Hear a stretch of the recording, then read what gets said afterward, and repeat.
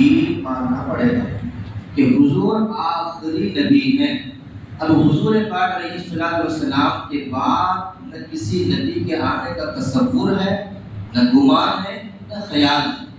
اور اس ختم نبوت پر سب سے بڑی دلیل جو ہے وہ قرآن کریم کی وہ آیت کریمہ ہے جو میں نے پڑھی کہ ما کان محمد ابا احد من رجالکم ولکن رسول اللہ وخاتم النبیین۔ یہ وہ آیت کریمہ ہے جو حضور کے ختم نبوت پر سب سے بڑی دلیل ہے، اور ختم نبوت کے عنوان سے احادیث میں ذخیرہ پڑا ہوا ہے۔ قرآن کریم کی متعدد آیات سے اللہ تبارک و تعالیٰ نے اپنے پیارے حبیب صلی اللہ علیہ وسلم کے ختم نبوت پہ اللہ نے اپنے کلام مجید میں متعدد مقامات پر اس عقیدے کو اجاگر کیا ہے۔ اب یہ جو آیت ہے ما کان محمد ابا احد من رجالکم، محمد تم مردوں میں سے کسی کے باپ ہیں۔ اس آیت کا پہلا جو معنی ہے کہ محمد صلی اللہ علیہ وسلم تم مردوں میں سے کسی کے باپ ہیں۔ اب کسی کے ذہن و گمان میں یہ شک شبہ پیدا ہو سکتا کہ حضور پاک علیہ السلام حضرت فاطمہ کے بھی باپ تھے، بات یا مردوں کی ہو رہی تو حضرت ابراہیم کے باپ تھے، حضرت قاسم کے باپ تھے، حضرت طاہر کے باپ تھے۔ سرکار علیہ السلام کو بیٹے تھے، لیکن وہ بچے سرکار کے بچپن ہی میں انتقال کر گئے۔ اس کی وجہ میں بتاؤں گا۔ اصل اس آیت کریمہ کا جو شان نزول ہے، تھوڑا میں اس کی طرف توجہ دلاؤں۔ اس آیت کا شان نزول یہ ہے کہ حضور پاک علیہ السلام کے ایک غلام تھے زید بن حارثہ، جن کو سرکار نے اپنا منہ بولا بیٹا بنایا، اور ان کے نکاح میں ایک خاتون تھی جن کا نام تھا زینب۔ جب حضرت زینب کا حضرت زید بن حارثہ سے کھلا ہو گیا، وہ ان کو نکاح سے جدا ہو گئے دونوں ایک دوسرے سے، تو اس کے بعد آقا علیہ السلام نے حضرت زینب سے نکاح پڑھوایا۔ اب منافقین نے اب یہ تانا دینا شروع کر دیا کہ محمد صلی اللہ علیہ وسلم نے اپنے بیٹے زید کی بیوی سے نکاح کیا، جبکہ حضرت زید جو تھے حضور کے حقیقی بیٹے نہیں تھے، یہ حضور کے منہ بولے بیٹے تھے۔ تو منہ بولا بیٹا کوئی ہو گیا تو وہ حقیقی بیٹا نہیں ہوتا، نہ اس کی بیوی بہو کا مقام بہو کا درجہ رکھتے۔ تو یہ اس طریقے کا منافقین نے پروپیگنڈا شروع کیا۔ تو یہ آیت نازل ہوئی کہ ما کان محمد ابا احد من رجالکم، کہ محمد تم مردوں میں سے کسی کے حقیقی باپ نہیں ہے، کسی کے حقیقی باپ نہیں ہے۔ اب یہاں لفظ مرد آیا۔ اب حضور پاک علیہ السلام کے جو شہزادے تھے وہ اس عمر میں انتقال کر گئے کہ ان کے اوپر رجل، یعنی کہ وہ ابھی یعنی کہ مقام رجل تک نہیں پہنچے تھے، وہ بچے تھے، شیر خوار بچے تھے، انتقال کر گئے۔ اب ایک حکمت دیکھیں آپ، آقا علیہ السلام کے شہزادے، اب دیکھیں ہر نبی کا بیٹا نبی ہوا۔ حضرت آدم کے بیٹے حضرت شیش نبی تھے نا، حضرت ابراہیم کے بیٹے اسماعیل نبی تھے، حضرت یعقوب کے بیٹے یوسف نبی تھے۔ ایسے کثرت کے ساتھ انبیاء کے بیٹے نبی ہوئے، اور اللہ تبارک و تعالیٰ نے اپنے حبیب کو سب سی سارے نبیوں پر عظمتیں اور فضیلتیں عطا فرمائی۔ اب حضور کے بھی شہزادے ہیں، اگر حضور کے شہزادے نبی نہیں ہیں، ہر نبی کا بیٹا نبی، رسول اللہ کا بیٹا نبی نہیں۔ اب یہاں دو باتیں تھیں، ایک اگر اللہ کے نبی کے شہزادے اتنے بڑے ہو جاتے کہ ان پہ مرد کا حکم لگتا کہ یہ مرد ہیں، اگر ان کو نبوت دی جاتی تو حضور کے ختم نبوت پہ فرق آتا۔ تو اللہ تبارک و تعالی نبی کو شہزادے دیے، لیکن بچپن ہی میں وہ شہزادوں کو حضور سے رخصت کر دیا، اس لیے کہ میرے حبیب کو میں آخری نبی بنا کر بھیج رہا ہوں، اب ان کے بعد کوئی نبی آنے والا نہیں ہے۔ ما کان محمد ابا احد من رجالکم، محمد صلی اللہ علیہ وسلم تم مردوں میں سے کسی کے باپ نہیں، ولکن رسول، وہ اللہ کے رسول ہیں، خاتم النبیین، وہ آخری نبی، یہ آخری نبی ہے۔ یہ قرآن کی سب سے بڑی دلیل حضور کی ختم نبوت پر، اور یہ عقیدہ ختم نبوت ایسا عقیدہ ہے ہمارا جو ضروریات دین سے متعلق ہے، اور ضروریات دین کا منکر اسلام سے خارج ہے وہ خارج اسلام ہو جاتا۔ اب کوئی حضور کو نبی مانے، رسول مانے، لیکن خاتم النبی کی نہ مانے، وہ مسلمان نہیں ہو سکتا۔ مسلمان ہونے کے لیے نبی اور رسول ماننے کے ساتھ ساتھ حضور کو آخری نبی ماننا ہوگا۔ جب تک آخری نبی نہ مانیں گے تو ہمارا ایمان کامل و مکمل نہیں ہوگا۔ تو یہ عقیدہ ہر مسلمان کا ہونا چاہیے کہ ہمارے نبی آخری نبی ہیں۔ اب اس میں مختلف احادیث ہیں، جیسا کہ حضرت ابو ہریرہ رضی اللہ تعالی عنہ سے روایت منقول ہے۔ وہ روایت ہے کہ میرے آقا فرماتے ہیں کہ اللہ تبارک و تعالی نے مجھے دیگر انبیاء پر 6 باتوں کی فضیلت دی، لیکن مجھ سے پہلے جتنے بھی نبی گزرے ان کے مقابلے میں اللہ نے 6 باتوں پر مجھ کو فضیلت دی۔ پہلا کیا؟ جوامع الکلام۔ اللہ تبارک و تعالی نے مجھے کلام بات کرنے کا وہ انداز دیا، ایسا انداز اللہ نے کسی اور نبی کو نہیں دیا۔ ویسے تو اللہ نے اپنے حبیب کو سب سے بے مثل و بے مثال بنایا، حضور کی نہ کوئی مثل ہے، حضور کی نہ کوئی مثال ہے، حضور کی ہر ادا بے مثل و بے مثال ہے۔ اب کلام کرنے کی جو طاقت دی، کلام کرنے کا جو انداز دیا، گفتگو کا جو طریقہ دیا، وہ کمال، وہ طاقت، وہ قدرت اللہ نے حضور جیسا کسی اور کو نہیں دیا۔ حضور کا کلام کرنا بھی بے مثل و بے مثال۔ جب حضور گفتگو فرماتے، بات تھوڑی ہوتی، لفظ تھوڑے ہوتے، جب ان لفظوں کو بکھیرا جاتا، ان کو کھولا جاتا ہے تو پھر وہ ایک سمندر بن جاتا، وہ ایک سمندر بن جاتا۔ جملے تھوڑے ہوتے، بات تھوڑی ہوتی، اب آدمی ان جملوں سے، اس کلام سے اپنی علمی بساط کے مطابق جتنا چاہے اس علم کا دائرہ وسیع کرتے جائے، وسیع کرتے جائے، اس کا علم ختم ہوگا۔ مصطفیٰ کے کلام کی کوئی حد نہیں ہوگی۔ ایسا کمال اللہ نے اپنے حبیب کو دیا۔ پھر فرماتے دوسرا، اللہ تبارک و تعالیٰ نے رعب سے میری مدد فرمائی۔ مطلب میرا دشمن، ضروری نہیں کہ میرے دشمن پہ میری تلوار اس کے گردن پر رہے، میری تلوار میرے دشمن کے گردن پر رہے تب اس کو میرے رعب سے خوف ہوگا، نہیں۔ اگر میرا دشمن مجھ سے 1 مہینے کی مسافت پر بھی ہے، میرا دشمن مجھ سے 1 مہینے کی مسافت پر بھی ہے، اس پر میرا رعب ایسا ہوگا کہ میری تلوار اس کی گردن پر ہے۔ یہ شان اللہ نے اپنے حبیب کو عطا فرمائی۔ پھر فرماتے 2 باتیں۔ تیسری بات، اللہ تبارک و تعالیٰ نے میرے لیے مال غنیمت کو حلال کر دیا، میری امت کے لیے مال غنیمت کو حلال کر دیا۔ اللہ تبارک و تعالیٰ نے حضور سے پہلے جتنے انبیاء تھے ان کو جو مال غنیمت ملتا تھا، وہ مال غنیمت نہ اپنے لیے استعمال کر سکتے تھے، نہ اس کو اپنی امت کے لیے استعمال کر سکتے تھے، بلکہ وہ مال غنیمت سارا جمع کیا جاتا، آسمان سے آگ آتی، وہ مال غنیمت کھا جاتی۔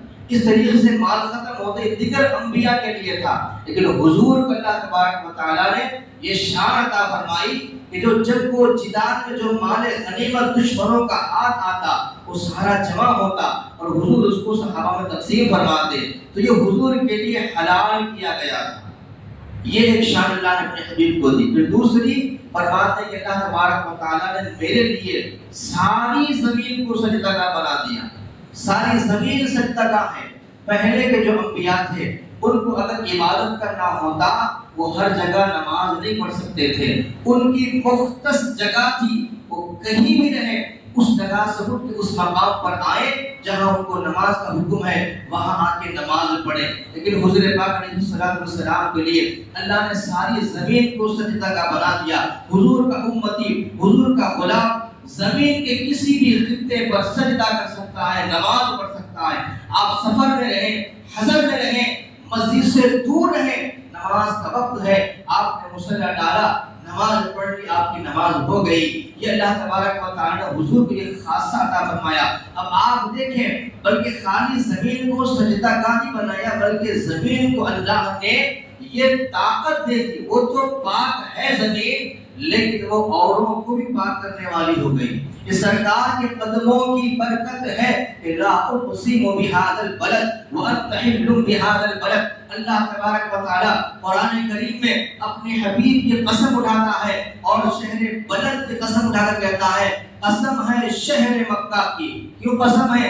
کیا وہاں کعبۃ اللہ ہے اس لیے قسم کھائی جا رہی؟ کیا وہاں مقام ابراہیم ہے اس لیے قسم کھائی جا رہی؟ کیا وہاں پر مینا ہے، عرفات ہے، مزدلفہ ہے اس لیے قسم کھائی؟ نہیں، قسم اس لیے کھائی جا رہی لا اقسم بہذا البلد وانت حل بہذا البلد، اس لیے شہر مکہ کی قسم ہے اے حبیب تم اس زمین پر چلا کرتے ہو، اس زمین پر پھرا کرتے ہو، تمہارے قدمین مبارکہ کو اس زمین سے نسبت ہو گئی، حضور کے قدموں سے نسبت مکے اور مدینے کی زمین کو ہو گئی، لیکن اللہ نے ساری زمین کو ایسا پاک کر دیا، ایسا پاک کر دیا۔ اگر وضو کرنے کے لیے پانی آپ کے پاس میسر نہیں ہے، غسل کرنے کے لیے پانی آپ کے پاس میسر نہیں ہے تو پریشان ہونے کی ضرورت نہیں۔ اللہ کے حبیب نے فرمایا مٹی سے تیمم کر لیا جائے تم وضو والے ہو جاؤ گے، غسل نہیں ہو تو پاک ہو جاؤ گے۔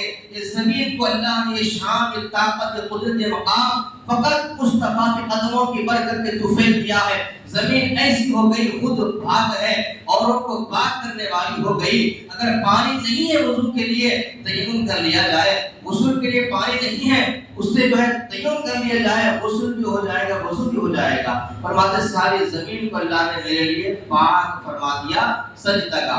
پھر اس کے بعد پانچویں بات فرماتے کہ اللہ تبارک و تعالی نے مجھے ساری مخلوق کی طرف نبی اور رسول بنا کر بھیجا، ساری مخلوق کی طرف، یعنی کہ ہر نبی ہم سے حضور سے پہلے جو انبیاء آئے، کوئی خطے کے لیے، کوئی قبیلے کے لیے، کوئی گروہ کے لیے آیا، لیکن حضور فرماتے کہ میں ساری مخلوق کے لیے بعثت الی الخلق کافہ، میں ساری مخلوق کے نبی اور رسول بنا کر بھیجا گیا۔ پانچ اور چھٹی بات فرماتے ہیں انا خاتم النبیین، میں سب سے آخری نبی بن کے آیا، آخری نبی، میرے بعد کوئی نبی نہیں آیا۔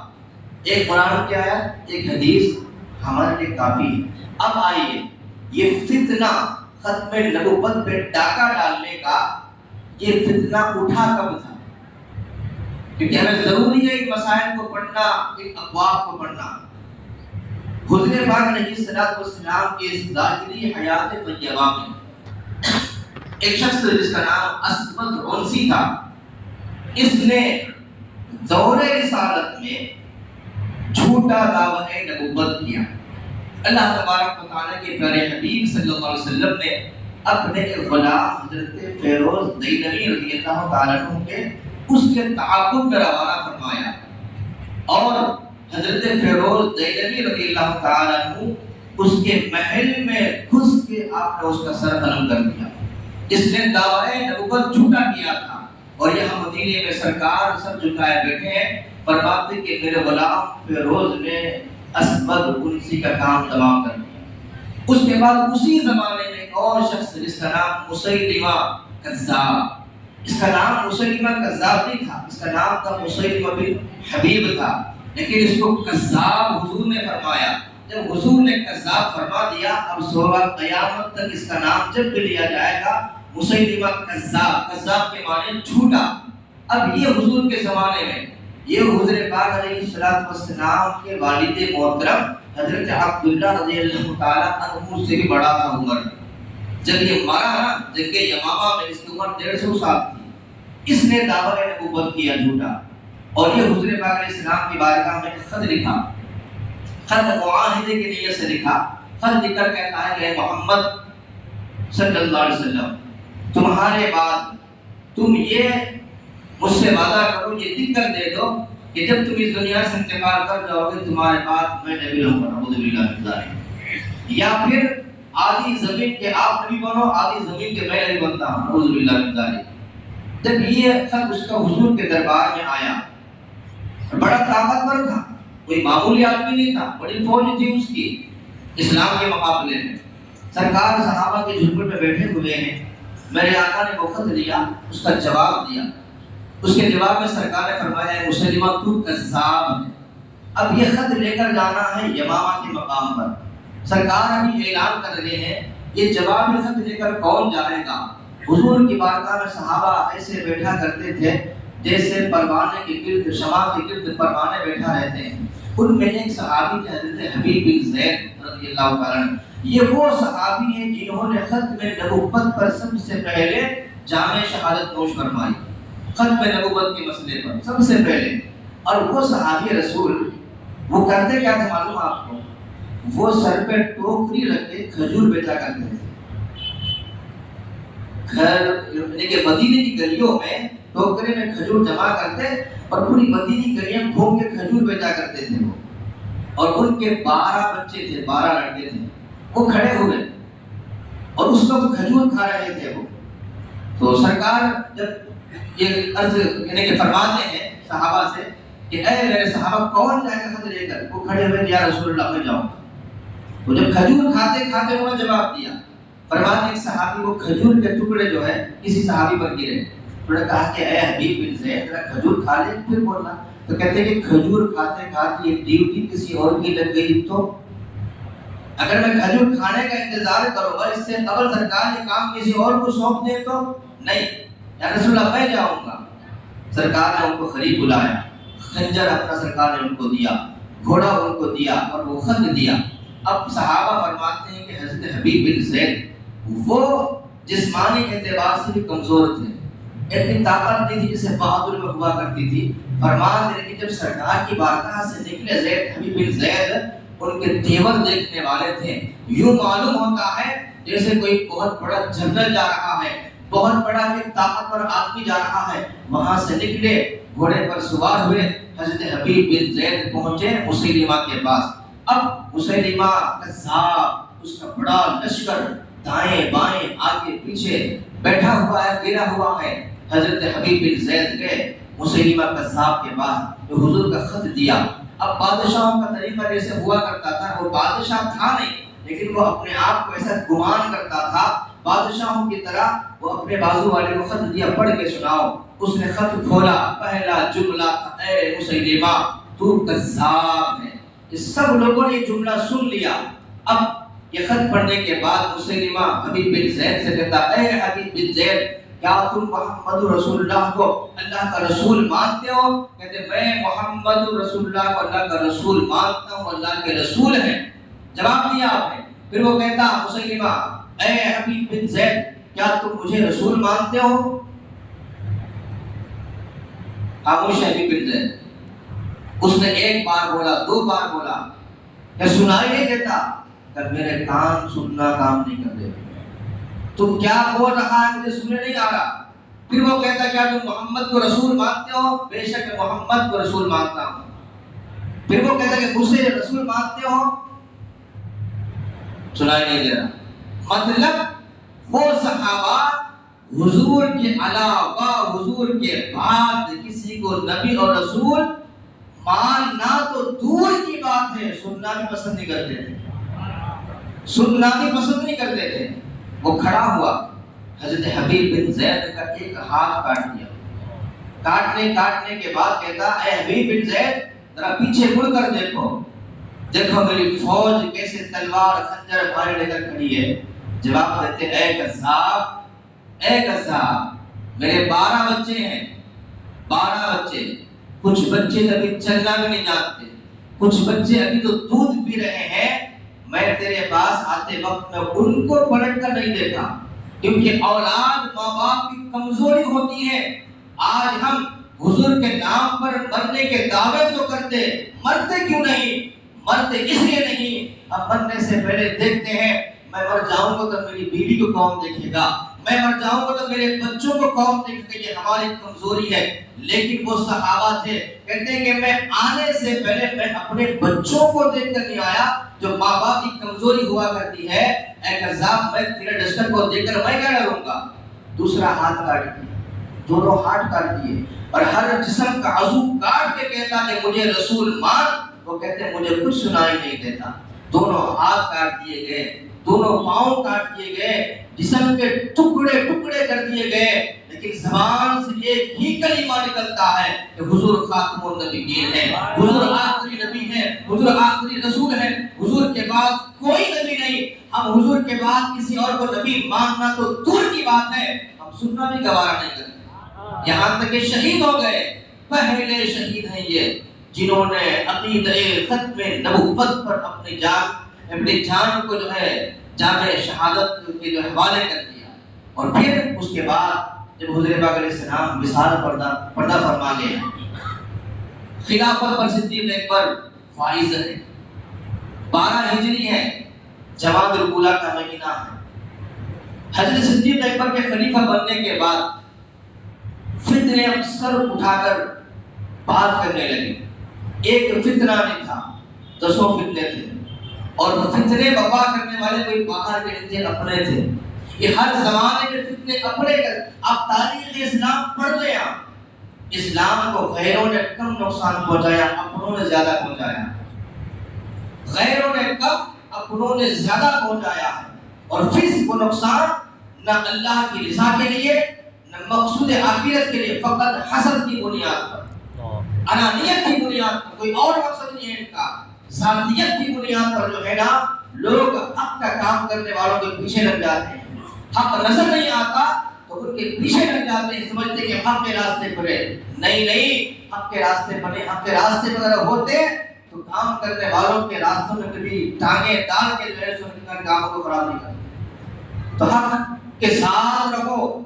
تو دیکھیں اب مدینہ منورہ میں فتنے سر اٹھانے لگے، ایک فتنہ اٹھا منکرین زکوٰۃ کا، دور صدیق اکبر ہے، بولتے ہم نماز پڑھتے لیکن زکوٰۃ نہیں دیتے، ہم زکوٰۃ نہیں دیتے، اب حضور پردہ فرما گئے، عجیب معاملہ، آج بھی عجیب فتنے ہیں، رمضان کا مہینہ شروع ہوا تو سوشل میڈیا فتنوں کا مرکز بنا ہوا ہے، ہمارے بچے اس کو دیکھ کے بہت گمراہ ہو رہے ہیں، بار بار ہمارے پاس بھی ہمارے نوجوانوں کو یہ تاکید کرتا ہوں کہ بھائی سوشل میڈیا سے کچھ بھی مت لیں، آپ کچھ مت لیں، اس پہ ہر مال بکتا ہے، اچھا بکتا ہے، خراب بکتا ہے، تو یہ بڑا فتنوں کا مرکز ہے، تو خیر اس طرف جانا نہیں ہے، اپنے عنوان پہ آتے ہیں۔ تو فتنے اٹھے اور گرے زکوٰۃ، صدیق اکبر نے کہا کہ میں کے خلاف جنگ کروں گا، حضرت عمر ہے اے امیر المؤمنین، یہ مسلمان ہیں، یہ مسلمان ہیں، کیا ان سے جنگ کرو گے؟ کہا جو نماز میں زکوٰۃ میں فرق کرے ان سے جنگ کروں گا، کیونکہ نماز بھی فرض ہے، زکوٰۃ بھی فرض ہے۔ اس کے بعد پھر ارتداد کا ایک دور چلا، لوگ اسلام چھوڑنے لگے حضور کے وصال کے بعد، ایک صدمہ ہے صحابہ کے دلوں پر، حضور پردہ فرما گئے، اس صدمے سے باہر کے یہ فتنے ہیں، اب مختلف رنگ کے فتنے ہیں۔ صدیق اکبر نے قانون بنایا تھا، قانون یہ تھا کہ جو بدری صحابہ ہیں، یعنی کہ جنہوں نے بدر میں شرکت کی نا، وہ اب کسی جنگ میں نہیں جائیں گے، وہ صرف مدینے میں رہیں گے، وہ مدینے میں رہیں گے، کسی جنگ میں وہ نہیں جائیں گے۔ کیوں؟ کیونکہ یہ ہمارے لیے، یہ بدر میں شریک ہونے والے صحابہ ہمارے لیے یہ تبرک ہے، ہم ان کی زیارت کرتے رہیں گے، ہم ان کا دیدار کرتے رہیں گے، ان سے ملاقات کر کے برکتیں لیں۔ کیوں؟ کیونکہ بدری صحابہ کے بارے میں اللہ تبارک و تعالیٰ کا یہ فرمان ہے کہ سارے بخشے ہوئے ہیں۔ ویسے ہر صحابی نبی جنتی، کوئی صحابی جنت سے باہر نہیں، ہر صحابی جنتی، جو کسی صحابی کو جنتی نہ مانے وہ جہنمی، یہ ذہن میں رکھیں، کسی صحابی کو جنتی نہ مانے وہ جہنمی۔ تو کہا کہ یہ بدری صحابہ ہیں، یہ تبرک بن کے رہیں گے۔ اب یہ فتنہ مسیلمہ کذاب کا اٹھا، سب سے پہلا لشکر مسیلمہ کذاب کی طرف حضرت صدیق اکبر نے اکرمہ بن ابی جہل کے حوالے کر کے بھیجا۔ یہ اکرمہ بن ابی جہل کون؟ یہ ابو جہل کے بیٹے ہیں، دیکھیں آپ، ایک مصطفیٰ کا دشمن تھا، یہ مصطفیٰ کے عاشق ہیں۔ اکرمہ بن ابی جہل گئے، جنگ ہوئی، مسیلمہ کا جو لشکر تھا بڑا طاقتور تھا، حضرت اکرمہ بن ابی جہل کو شکست ہوئی، لیکن پلٹ کے نہیں آئی، کیونکہ صدیق اکبر نے کہا اگر شکست ہوئی پلٹ کے نہیں آنا، وہیں پر ٹھہرے رہنا۔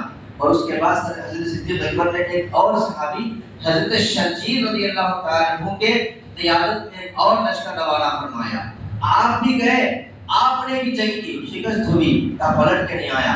اس کے بعد آقا علیہ السلام کی یہ مقدس پیارے صحابی صدیق اکبر نے پورے مدینے کو جمع کر دیا. کہا اب مسیلمہ کے جو ہے تعاقب کے لیے نکلنا ہے. میرا قانون تھا کہ بدری صحابہ مدینے میں رہیں گے، اب قانون بدل گیا. اب بدری صحابہ بھی جنگ میں جائیں گے، سارے صحابہ جائیں گے. اگر لنگڑا ہے تب بھی جو ہے جنگ میں جائے گا، اندھا ہے آنکھ سے محروم ہے وہ بھی جنگ میں جائے گا. یعنی کہ ہر پورا مدینہ اٹھ کے آ گیا مسیلمہ کذاب کے مقابلے میں. ساروں کو جمع کیا. حضرت خالد بن ولید رضی اللہ تعالیٰ عنہ کے زیر قیادت آپ نے مسیلمہ کذاب کے تعاقب میں ایک لشکر کو روانہ فرمایا. تاریخ میں آتا ہے جو صحابہ کرام کی لشکر کی تعداد تھی وہ 12,000 تھی یا پھر 13,000 تھی، اور وہاں اس مسیلمہ کذاب کے لشکر کی تعداد 40,000 تھی. یاد رکھنا اسلام کے ماننے والے ہر زمانے میں قلیل رہے، تھوڑے رہے. ہم اکثریت میں کبھی بھی نہیں تھے. آپ بدر سے لے کے حنین تک پڑھ لیں، ہم اکثریت میں کبھی بھی نہیں تھے، ہم قلیل تھے. تشریف لے گئے، 40,000 کا لشکر ہے. اب اس سے مقابلہ ہو رہا ہے خالد ابن ولید. کون خالد ابن ولید؟ جسے حضور نے سیف اللہ کہا ہے. اللہ کی تلواروں میں سے ایک تلوار ان کو لقب دیا گیا ہے. حضرت خالد بن ولید کی قیادت میں اب یہ فوج لڑ رہی ہے. لڑتے لڑتے لڑتے میں تفصیل میں جانا نہیں چاہ رہا ہوں، یہاں تک کہ اس کی فوج کو شکست فاش کر دیا گیا. اور اس جنگ میں مسلمان 1200 شہید ہوئے، 1200 صحابہ شہید ہوئے. اب یہاں آپ دیکھیں ایک جنگ میں جو ختم نبوت کے لیے لڑی گئی تھی، اس کے لیے ختم نبوت کے لیے لڑی گئی، 1200 صحابہ شہید ہوئے. اور تاریخ اسلام پڑھ لیں، حضرت شاہ قرآن الحق رحمۃ اللہ علیہ فرماتے ہیں کہ حضور پاک علیہ السلام کے زمانے میں جو غزوات ہوئے، جو سریا ہوئے، اس سب کو اگر ملا کر جمع کیا جائے تو 74 آپس میں ٹکرایا گیا، جگہ ہوئی. 74 غزوات اور سرایا. غزوہ الگ ہے، سرایا الگ ہے. اس کی تفصیل بعد میں کبھی اتنا موقع رہا تو اس کو بیان کر سکتے ہیں، امام صاحب سے آپ جان سکتے ہیں غزوہ کسی کہتے ہیں، صحرا کسی کہتے ہیں. تو ٹوٹل جو مسلمان شہید ہوئے اتنی ساری لڑائیوں میں 259، کتنے؟ 250، صرف 259 مسلمان شہید ہوئے پورے اس جو ہے نا جنگوں میں. غزوات کو سرایا کو ملایا تو تقریباً 70 پر کچھ ہو رہے ہو، صرف 259. لیکن جنگ یمامہ میں جو یمامہ کے مقام پر لڑی گئی، اس ایک جنگ میں 1200 صحابہ شہید ہوئے. آپ اندازہ لگائیں کہ مسئلہ ختم نبوت کتنا حساس تھا صحابہ کے پاس. صدیق اکبر نے قانون بدل دیا، اب سارا مدینہ اٹھ کے جائے گا، پہلے اس فتنے کو ختم کیا جائے، کیونکہ یہ جو فتنہ ہے کہ صدیق موجود ہو اور مسند ختم نبوت پر کوئی اور ڈاکہ ڈالے، یہ ہو نہیں سکتا ہے. اور آپ نے وہ جو لشکر بھیجا جس میں 1200 صحابہ. اب تعجب کی بات یہ، بلکہ رشک کی بات تعجب، کہ اس میں 700 قرآن کے حافظ تھے. 700 قرآن کے حافظ جنگ کے یمامہ میں شہید ہوئے. اس کے بعد صدیق اکبر نے قرآن کو جمع کرنے کا سلسلہ شروع کیا کہ ایک ہی جنگ میں 700 حفاظ قرآن شہید ہو گئے تو خطرہ نظر آ رہا تھا. تو آپ نے پھر قرآن کو جمع کرنا شروع کیا. اب وہ جنگ ہو رہی ہے، 40,000 کے لشکر کے مقابلے 12,000 کا لشکر، 1200 شہید ہوئے. وہ جو مسیلمہ کذاب تھا اس کو مارنا تھا اصل مقصد. وہ اپنے محل میں چھپ کے بیٹھ گیا، کسی کے ہاتھ نہیں آ رہا. ایک صحابی تھے، وہ آئے عرض کرتے کہ بڑی بڑی عمارتیں اس کے محل کی، چڑھنا دشوار. کہا کہ اس دروازہ بند ہے، محل میں بند ہے پوری فوج اس کی، اب محل کے اندر جا کے لڑنا ہے. وہ صحابی آئے، کوئی راستہ نہیں ہے. کہا مجھے اجازت دے، میں دیوار چڑھ کے جاؤں گا. دیوار چڑھ کے جائیں گے کیسے؟ آپ جائیں گے تو پلٹ کے نہیں آئیں گے. کہ پلٹ کے آنا کون چاہتا ہے؟ ہم صبح اٹھ کے دعا کرتے اللہ شہادت کی موت ہو. وہ صحابی گئے، دیوار پہ چڑھے. اب کیسا چڑھے؟ صحابی تھے، چڑھ گئے دیوار پہ.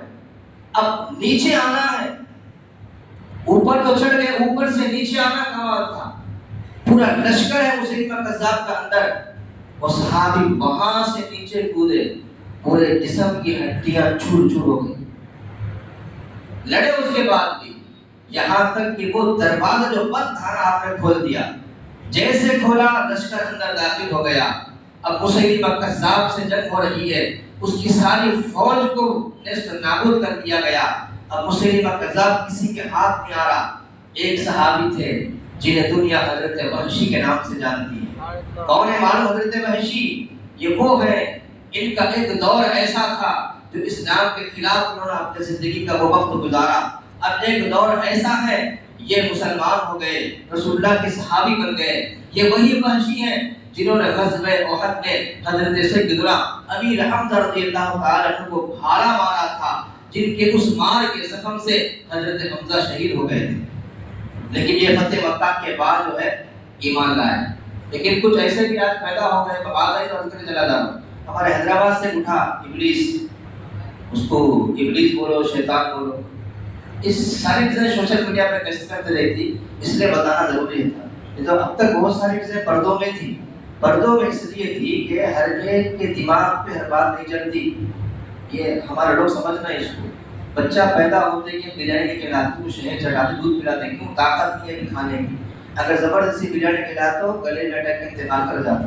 ایسی جو بات جس کو بتانا ہے، کس کو بتانا ہے، سوچ کے سمجھ کے بتانا پڑتا۔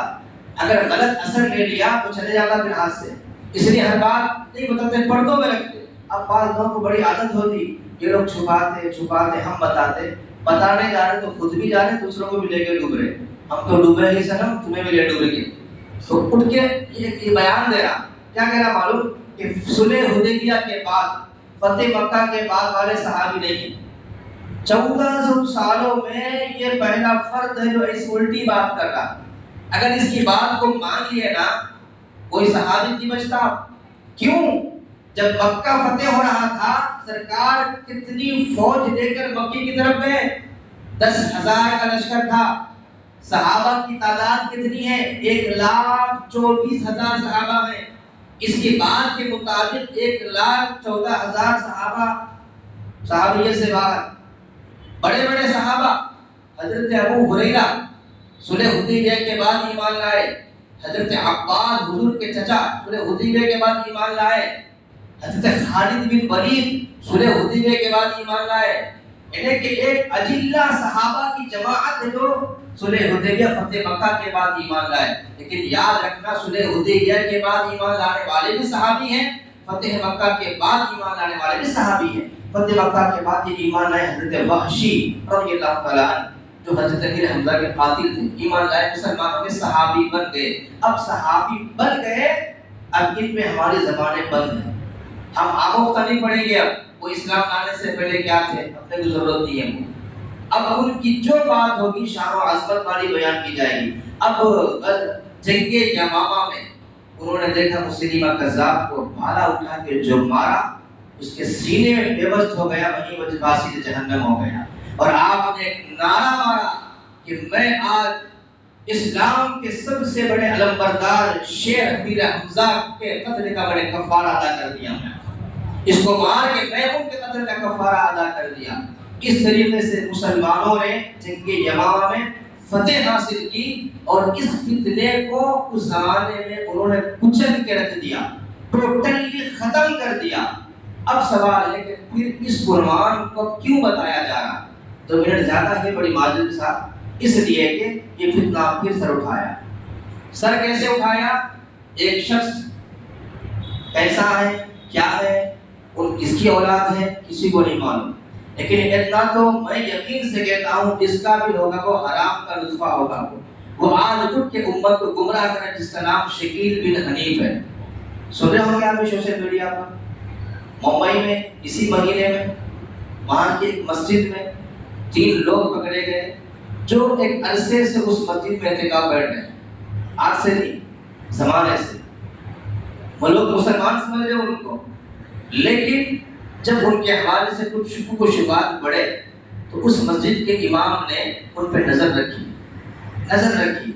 نظر رکھنے کے بعد جب تحقیق میں گئے پتہ چلا یہ شکیل بن حنیف کے فالوور ہیں اور اس کے عقیدے کو یہاں وہ لوگ جیسے پروموٹ کر رہے ہیں نوجوانوں کو پکڑ کے۔ شکیل بن حنیف کون؟ جس کا یہ دعویٰ ہے، بلکہ اس کے خود کے ماننے والے اس ویڈیو میں وہ دعویٰ کر رہے ہیں ہم اس کو حضرت عیسیٰ مانتے نعوذ باللہ من ذالک، ہم اس کو امام مہدی مانتے نعوذ باللہ من ذالک۔ اب یہ فرقے ہر طرف اس کے فالوورز ہیں۔ آپ یہ مت سمجھیں آپ کے پتہ بیٹی بیٹی ہیں، نہیں، میں بھی یہی سمجھتا تھا۔ میں ہمارے پاس ہماری علاقے میں نے جلسہ کرایا ختم نبوت پر، تو ادھر کے اطراف کے بہت سارے علماء تشریف لائے تھے۔ مولانا صاحب بتا رہے تھے کہ صاحب بہت صحیح وقت میں آپ جلسہ کرائے۔ بولا کیوں، کیا ہوا؟ آپ کے اس علاقے میں اس کے ماننے والے بہت زیادہ ہیں۔ بولا یہ عجیب معاملہ ہے، ہمارے کو خبر نہیں ہے، خبر اچھے کو نہیں ہے صاحب۔ پھر میں تحقیق میں لگا، ایک بندے کا نام ملا مجھے تو اس کو فالو کرنا ہے۔ اب ایک شروع کی ابتدا مل گئی تو جڑ کو پہنچ سکتے آسان ہے۔ اب کرنا کیا ہے؟ اس عقیدے پہ کام کرنا ہے اور ان کا تعاقب کرنا ہے۔ اب یہ فتنہ بڑھ رہا ہے، پھیل رہا ہے، نوجوان بچے اس کا شکار ہو رہے ہیں اس شکیل بن حنیف کے۔ تو اس کا دعویٰ ہے کہ نعوذ باللہ میں عیسیٰ ہوں، اس کا دعویٰ ہے میں امام مہدی نعوذ باللہ۔ یہ دونوں دعوے اس کے جھوٹے ہیں۔ کیوں؟ حضرت عیسیٰ بن مریم کے نام سے جانے پہچانے جاتے، وہ زندہ آسمان پر اٹھا لیے گئے۔ اب یاد رکھنے وہ آئیں گے، وہ نبی تو رہیں گے لیکن شریعت محمدیہ پر عمل کریں گے۔ اللہ نے جن جن کو نبوت دی سب کی نبوت باقی ہے، ان کا زمانہ ختم، دور ختم، لیکن نبی ہونا باقی ہے۔ ہمارے آپ کے آقا صلی اللہ علیہ وسلم کا زمانہ بھی باقی ہے، نبوت بھی باقی ہے، رسالت بھی باقی ہے، اور صبح قیامت تک حضور ہی کی نبوت رہے گی، قرآن رہے گا، حضور ہی کی شریعت رہے گی۔ اب نہ کوئی نبی آنے والا ہے، نہ کوئی رسول آنے والا ہے، نہ وحی آنے والی ہے، نہ کوئی اور کتاب آنے والی ہے، نہ کوئی اور شریعت آنے والی ہے۔ آخری حدیث سنا کے بعد ختم کرو۔ حضرت ابو ہریرہ اس کے راوی ہیں، فرماتے ہیں آقا علیہ السلام نے فرمایا کہ ایک بہت عالی شان کا محل بنایا گیا، بہت خوبصورت، حسین و جمیل، دیکھنے قابل کا محل ہے۔ لوگ اس محل کو جو ہے دیکھ رہے ہیں اور تعریف کر رہے ہیں، اس کے در و دیوار کی، اس کی سجاوٹوں کی، اس کے حسن و جمال کی۔ دیکھتے دیکھتے ایک کونے میں پہنچے، وہاں ایک اینٹ کی جگہ باقی ہے۔ وہ کہتے ہیں اس محل کو بنانے والے، تعمیر کرنے والے نے اگر اس اینٹ کی جگہ اگر پر کر دیتا، یہ محل کو چار چھان لگ جاتے، اس کا حسن و جمال بڑھ جاتا۔ میرے آقا فرماتے ہیں میرے صحابہ وہ اینٹ میں ہی ہوں، یعنی کہ اللہ تبارک و تعالیٰ نے آدم سے لے کر عیسیٰ تک سب کو دنیا میں بھیج کر مہر نبوت تعمیر کر دیا۔ ہر نبی کو جو ہے بھیج دیا، مہر نبوت تعمیر ہو گیا۔ میرا آنا باقی تھا، وہ اینٹ کی جگہ تھی، اب میں تشریف لایا، وہ اینٹ کی جگہ پر ہو گئی، مہر نبوت مکمل ہو گیا۔ اب کوئی نبی آنے والا نہیں، میں آخری نبی، میں خاتم النبیین ہوں۔ تو حضور کو آخری نبی ماننا یہ ضروریات دین میں سے ہے۔ صرف رسول نبی ماننے سے کام نہیں چلے گا، ہمارے رسول آخری رسول ہیں، آخری نبی ہے، وخاتم النبیین۔ اللہ نے قرآن کریم میں حضور کو مبعوث فرما کر ختم نبوت پر مہر مار دی۔